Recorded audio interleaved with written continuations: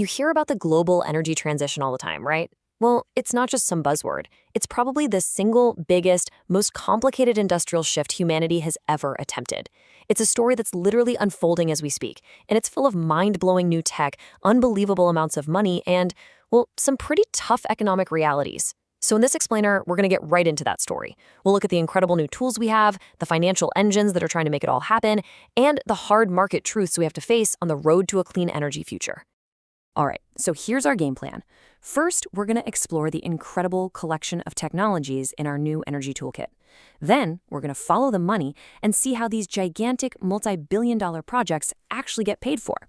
After that, it's time for a reality check. We'll dig into why some of the most exciting projects can and do fail. And finally, we'll pull it all together and try to chart a path forward. So let's jump right into our first pillar, the new energy toolkit. You know, for a long time, when you said renewable energy, everyone immediately pictured solar panels and wind turbines. And look, they are absolutely the foundation of all this. But the real revolution happening right now is so much bigger than that. The lineup of technologies coming online is just a complete game changer. So you've got your established players, solar and wind, and they're on this amazing track, constantly getting better, cheaper, and more powerful every single year. But the key thing to realize is that they're not the only game in town anymore. The really exciting stuff is happening on this next frontier of emerging renewables. We're talking about capturing the super predictable power of the oceans, drilling down to use the Earth's own heat, creating clean hydrogen fuel, even turning garbage into power. This isn't just about adding more juice to the grid. It's about adding different types of power that's more dependable, more flexible, and can clean up the parts of our economy that solar and wind just can't touch. And don't for a second think that the old guard is just sitting still. The innovation here is wild. I mean, perovskite solar cells, they use this special crystal that could give us super efficient, flexible solar panels for way cheaper. We're talking about transparent solar panels that could turn every window on a skyscraper into a power source. And in the wind world, you've got AI fine-tuning every single blade on a wind farm for maximum power, and even bladeless turbines that could bring wind power right into our cities. It's incredible stuff. Now, let's look at the ocean for a second. The big weakness for solar and wind is that they're not always on, right? The sun sets, the wind dies down, but you know what's predictable? The tides. They are like clockwork, and that gives us a super reliable, constant source of power. The potential here is just massive. By 2050, it's projected that ocean energy could provide 300 gigawatts of capacity. Now, what does that even mean? Well, that's enough juice to power something like 225 million homes, 24/7. And check this out. The impact is way bigger than just electricity. This chart shows the amazing ripple effect. We're talking about almost 700,000 new jobs, good, high-skilled jobs, a boost of $340 billion to the global economy. Oh, and yeah, a reduction of 500 million tons of CO2 every single year. So it's this amazing engine for both the economy and the climate. And the toolkit just keeps on growing. We have geothermal, which taps into the constant heat from the planet's core, another source of 24/7 power. Then there's green hydrogen, which is looking like the only real way to clean up heavy industries like steel manufacturing and global shipping. And you've got advanced biofuels that are creating this cool circular system, turning things like waste and algae into usable fuel. So it's an unbelievable lineup of technology, right? But, and this is a big but, developing all of this and rolling it out across the entire planet takes an insane amount of money, which leads us to the biggest, most important question of all. Who on earth is going to pay for all this? Okay, so for our second pillar, let's talk about that financial engine. And to really get how these huge, sometimes risky green projects get funded, we're going to zoom in on a fantastic case study, the European Union's InvestEU program. It's this massive fund designed to unlock hundreds of billions for sustainable projects. Now, the key idea you need to get here is something called blended finance. Think about it like this. You have a great idea for a new clean tech project, but it's new, it's unproven. A private bank might look at that and say, too risky for us. Well, with blended finance, a public group, like the EU, steps in and says, we'll back you, we'll take on some of that initial risk. That public guarantee is like a safety net that suddenly makes the project look way more attractive to private investors, who can then come in with their much deeper pockets. And this diagram here shows you exactly how they put that strategy into practice. See, before InvestEU, you had this whole tangled mess of different European funds. It was a bureaucratic nightmare. So what they did was smart. They combined a bunch of them into one single, powerful program with one set of rules. That simplification is a huge deal. It makes it way easier for good projects to get money and for private investors to get on board. And the results are pretty darn impressive. Using this blended finance model, the InvestEU program has already unlocked 10.3 billion euros in investments aimed squarely at climate and environmental projects.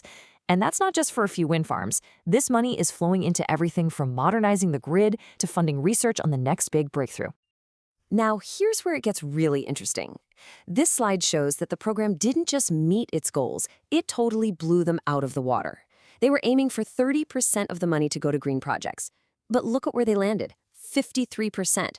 That tells you something huge. It tells you there is a massive appetite out there in the private sector to fund this transition. Investors want in, and when you give them a smart way to manage the risk, the money just pours in. Okay, so we have the amazing tech.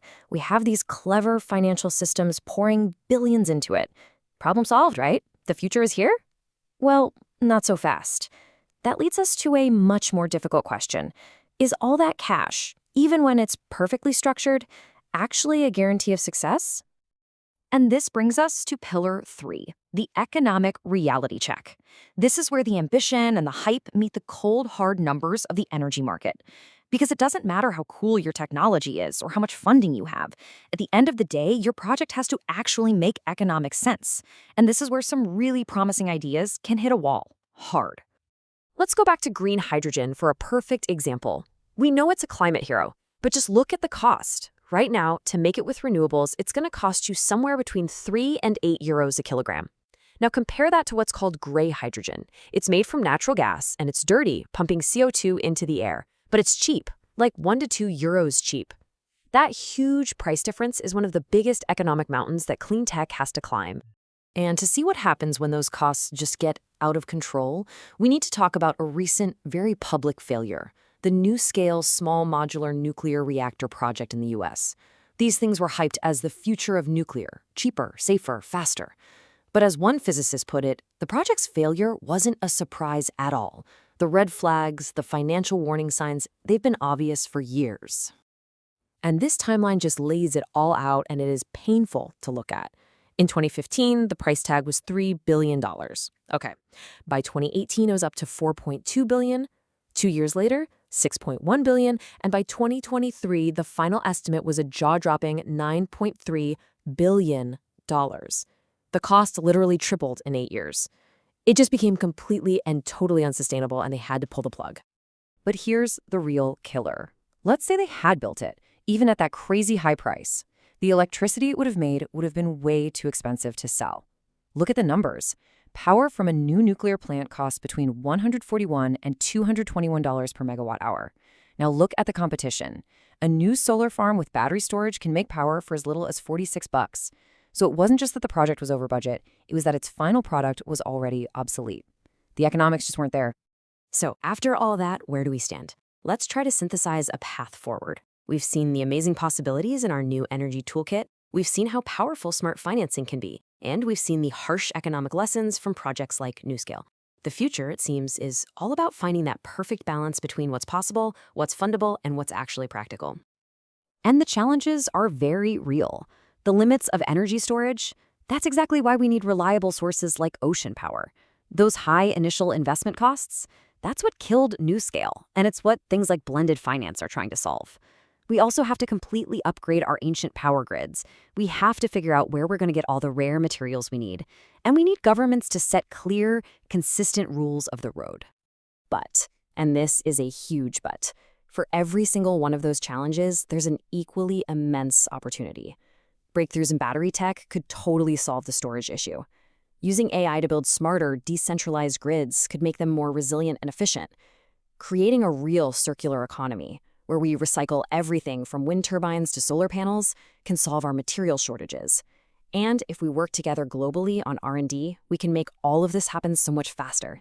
Which brings us right back to the central question, the ultimate tightrope walk. You see, it's not enough for a technology to be clean. It's not enough for it to have a lot of funding. It also has to be affordable and reliable for everyday people. So the question we're all left wrestling with is this: how do we build an energy future that isn't just innovative and well-funded, but that's also economically viable and accessible for everyone on the planet? That is the incredibly complex and incredibly important balance we have to find.